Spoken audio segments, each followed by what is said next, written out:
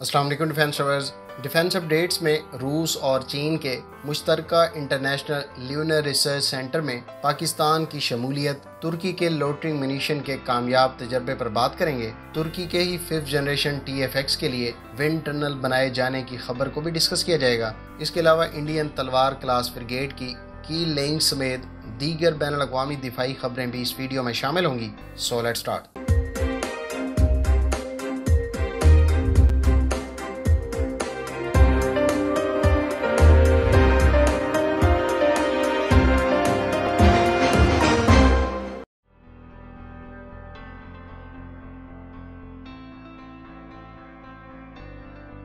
Friends, तुर्क company रॉकेटसान के तैयार करदा अटमाका एंटीशिप क्रूज मिसाइल ने गुज़श्ता रोज़ कामयाबी से अपने हदफ को निशाना बनाया। हालिया टेस्ट इस मिसाइल का आखिरी आजमाइशी तजर्बा था। याद रहे कि हालिया तजर्बे में इस मिसाइल को पहली मरतबा लाइव वारहेड के साथ टेस्ट फायर किया गया। इस तजर्बे में इस समंदर से समंदर में अहदाफ को निशाना बनाने वाले मिसाइल को तुर्क नेवी की अडा क्लास कॉर्वेट से फायर किया गया। इस तजर्बाती मिसाइल फायरिंग में इसने कामयाबी से समंदर में मौजूद हदफ को पिन पॉइंट एक्यूरेसी से निशाना बनाया। हालिया तजर्बे की कामयाबी की खबर तुर्क सदर तैयब एर्दोआन ने अपने ट्विटर हैंडल पर दी। उन्होंने मिसाइल की तैयारी में शामिल इंजीनियर्स और साइंसदानों समेत तुर्क आर्म फोर्सेस और नेवी को मुबारकबाद दी। इस तजर्बे के बाद अब इस मिसाइल को बाकायदा तुर्क नेवी के फ्लीट में शामिल कर लिया जाएगा। याद रहे कि यह मिसाइल पेट्रोल बोट्स, फ्रिगेट्स और कॉर्वेट्स पर नस्ब किया जा सकता है। तकरीबन 800 किलोग्राम वजनी इस मिसाइल की रेंज 250 किलोमीटर से ज़ायद बताई गई है। इस मिसाइल में जदीद टेक्नोलॉजी का इस्तेमाल किया गया है, जिसकी मदद से इसको अहदाफ की तरफ दागे जाने के बाद हदफ की तब्दीली, रास्ते में ही डिस्ट्रॉय करने और सी स्कीमिंग जैसी सलाहियत मौजूद है। ये मिसाइल हर तरह के मौसम में काबिल इस्तेमाल है। याद रहे कि तुर्की ने इस मिसाइल को अमरीकी साख्ता हारपून एंटीशिप क्रूज मिसाइल को रिप्लेस करने की गर्ज से बनाया है। हारपून की ज़्यादा रेंज 220 किलोमीटर है।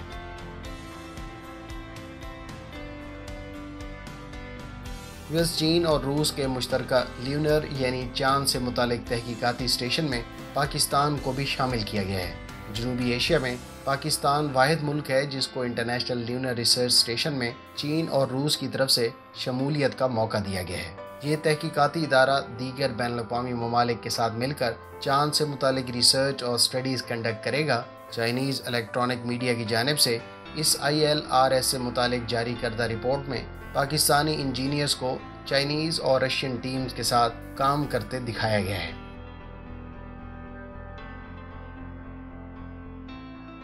फ्रेंड्स, फ्रांस की सरबराही में अफ्रीकन मुल्क माली में जारी कार्रवाइयों के लिए यूरोपियन टास्क फोर्स तकुबा को मज़ीद बढ़ाया जा रहा है। इस टास्क फोर्स में इस साल कई ममालिक शमूलियत अख्तियार कर रहे हैं। फ्रांस की वजारत दिफा ने जुमेरात को कहा है कि रोमानिया ने अपने 45 सोल्जर्स इस टास्क फोर्स को बूस्ट करने के लिए भेजे हैं। रोमानिया की इस टास्क फोर्स में शमूलियत यूरोप की इस खित्ते में लॉन्ग टर्म मौजूदगी की निशानदेही करती है। याद रहे कि तकुबा टास्क फोर्स को जून 2019 में अमल में लाया गया था। इस साल गर्मियों के आगाज़ तक एस्तोनिया, चेक रिपब्लिक, स्वीडन और इटली पहले ही इस टास्क फोर्स में शामिल हो चुके हैं, जबकि पुर्तगाल, बेल्जियम और नीदरलैंड्स ने अपने ऑफिसर्स इस फोर्स के लिए डिप्लाई कर रखे हैं। मुस्तकबिल में डेनमार्क की जानिब से भी 100 सोल्जर्स भेजे जाने की इतलात है।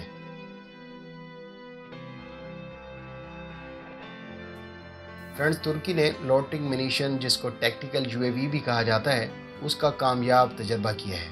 अल्पागो नामी लोटरिंग मिनीशन ने कामयाबी से अपने हदफ को निशाना बनाया। हुकाम के मुताबिक अल्पागो एक स्मॉल लेकिन ह्यूज इम्पैक्ट के साथ एक tactical fixed wing strike UAV है, जिसको STM डिफेंस टेक्नोलॉजी ने डेवलप किया है। डे एंड नाइट ऑपरेशंस में इफेक्टिव इस ड्रोन ने हालिया तजर्बे में लॉन्च के 10 मिनट बाद सॉफ्टवेयर की मदद से हदफ को शनाख्त किया और उसके बाद लाइव मिनीशन से पिन पॉइंट एक्यूरेसी से निशाना बनाया। अल्पागो के बारे में तुर्क हुकाम का दावा है कि ये गुज़श्ता वर्जन से वज़न में हल्का और डाइविंग की सलाहियत के अलावा लो रडार क्रॉस सेक्शन रखता है। इसका वज़न 2 किलोग्राम से भी कम है, जबकि इसकी रेंज 5 किलोमीटर बताई गई है। इसका फ़्लाइट ड्यूरेशन सिर्फ 10 मिनट है, जबकि इसकी स्पीड 120 किलोमीटर पर आवर है। हुकाम का दावा है کہ مستقبل میں اس کی رینج اور فلائٹ ڈیوریشن بڑھایا جائے گا۔ لانچر اور گراؤنڈ کنٹرول سٹیشن پر مشتمل اس ٹیکٹیکل یو اے وی سے موونگ اور ساکن اہداف کو نشانہ بنایا جا سکتا ہے۔ ویوز، آج انڈین نیوی کے لیے دوسری تلوار کلاس گائیڈڈ میزائل فریگیٹ کی کیل لیئنگ کا انعقاد ہوا۔ گوا شپ یارڈ لمیٹڈ میں انڈر کنسٹرکشن 2 فریگیٹس کے متعلق کانٹریکٹ جنوری 2019 میں طے پایا تھا۔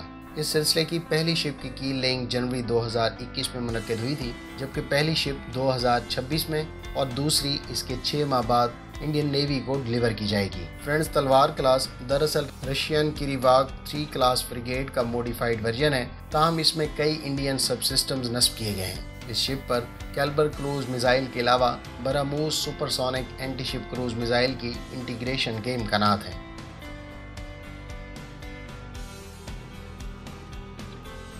رین میٹل نے ایکسٹریم ٹیرین آٹونومس ان مینڈ گراؤنڈ وہیکل متعارف کروائی ہے۔ اس سے پہلے رین میٹل کی تیار کردہ مشن ماسٹر ایس پی پلیٹ فارم کی بجائے اس مشن ماسٹر ایکس ٹی کو رین میٹل کینیڈا نے تیار کیا ہے۔ Rheinmetall Mission Master XT ٹی ایکسٹریم ٹیرین جیسا کہ آئس اور -0 کنڈیشنز کے علاوہ صحرائی اور پتھریلے علاقوں میں آسانی سے موو کر سکتی ہے۔ ایک اور فیچر اس وہیکل میں فل وزن کیری کرنے کے ساتھ اس کی انفیبیس صلاحیت ہے، جس کی مدد سے یہ پانی میں تیرتے ہوئے آپریشنز کنڈکٹ کر سکتی ہے۔ اس خودکار نظام سے چلنے والی وہیکل پر 1000 کلو گرام پے لوڈ کیری کیا جا سکتا ہے، جبکہ اس کی رینج 750 کلومیٹر ہے۔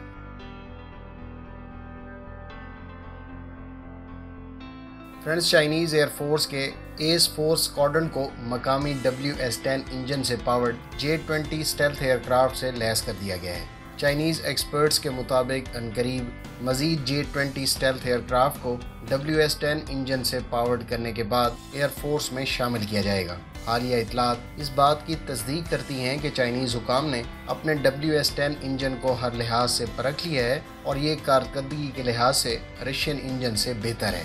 تبھی اس سے لیس چین کے سب سے ایڈوانس طیارے کو پاور کر کے باقاعدہ ایئر فورس میں شامل کیا گیا ہے۔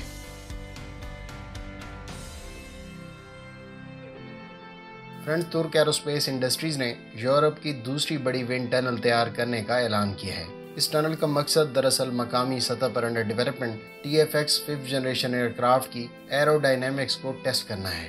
اطلاعات کے مطابق اس ٹنل میں 3 سیکشن ہوں گے، جس میں سے ایک لارج، دوسرا اسمال اور تیسرا اوپن ہوگا۔ اس ٹنل کو state of the art technologies اور میئرمنٹس جیسا کہ سینسنگ ڈیوائسز اور ٹیسٹنگ ایکوپمنٹ سے لیس کیا جائے گا۔ واضح رہے کہ ترکی نے اپنے 5th جنریشن ایئر کرافٹ کے پہلے پروٹوٹائپ کے لیے 2023 کی ڈیڈ لائن مقرر کر رکھی ہے۔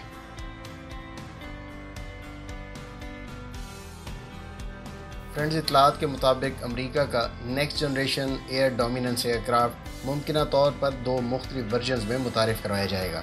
اس میں سے ایک ورژن لانگ رینج اور زیادہ پے لوڈ کیری کرنے کی صلاحیت کے ساتھ انڈو پیسیفک ریجن میں آپریشنز کی غرض سے، جبکہ دوسرا نسبتاً شارٹ رینج کے ساتھ یورپ میں ممکنہ مستقبل کی لڑائی کے پیش نظر ڈیولپ کیا جائے گا۔